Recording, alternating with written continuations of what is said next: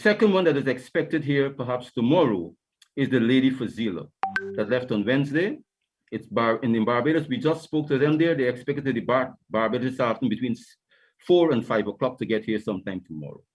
I'm not sure there was another one before that, but I know for sure. Miss Mina left on Tuesday. The Lady Fazeela is due sometime tomorrow. Yeah, you are correct. You are correct. The port of call for us was Barbados. And then the third ship is being put together. Exactly. Yeah. You are right. So, Mr. Campbell, I hope we've clarified that. That was Guyana's Consul General in St. Vincent, Nigel Russell, speaking during a virtual session organized by Guyana's Ministry of Foreign Affairs and International Cooperation on Friday. Carrying among its cargo of relief supplies for the government of St. Vincent and the Grenadines, the ship will also deliver personal care packages for Guyanese on the island sent by relatives in Guyana. Russell, in providing an update on the situation on Friday, told the media that his office is responsible for collecting those personal barrels and boxes and ensuring it gets to the intended persons. His office is also working with the Guyanese Association in St. Vincent, headed by Gwyneth Cambridge, to ensure that the items which were sent for the consulate are distributed across to most of the vulnerable persons on the island. I am to date very happy with how things are going. I haven't had any adverse calls about the distribution process. My role is very simple. I do the coordination.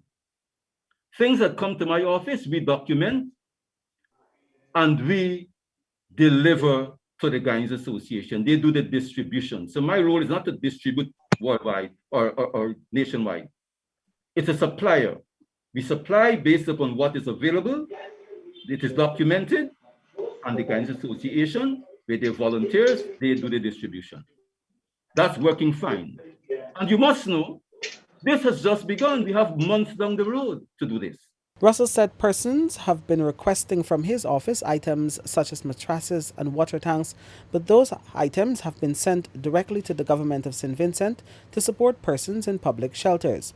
The relief support for St. Vincent from Guyana is coordinated by the Civil Defense Commission at the behest of President Irfan Ali, with a major shipment of 350 tons of items arriving there last Saturday. The Consul General was joined on the Zoom call by Foreign Secretary Robert Prasad and the head of the Diaspora Unit at the Ministry of Foreign Affairs and International Cooperation, Rosalinda Rasool. The Foreign Secretary said Guyana's support for St. Vincent and Guyanese on the island will be continuous, with another shipment being prepared. There were persons who contacted Ms. Russell, relatives in Georgetown, who wanted to send care packages to their affected relatives. Yeah. And we were able to work that arrangement whereby they would have put a box in the relative's name and then a second box, have that enclosed in a box addressed to the honorary consul for a matter of convenience and logistics.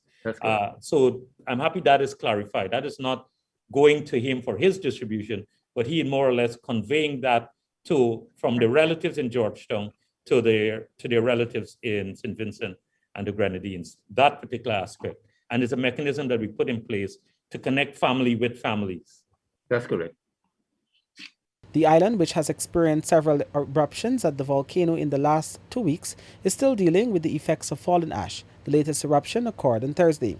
The volcano remains active. It began to explosively erupt 2 Fridays ago, displacing approximately 20,000 persons. Backed by the United Nations, the government of St. Vincent and the Grenadines, led by Prime Minister Dr. Ralph Gonsalves, recently launched a global appeal to not only help its own recovery, but those neighboring countries affected by the periodic eruptions.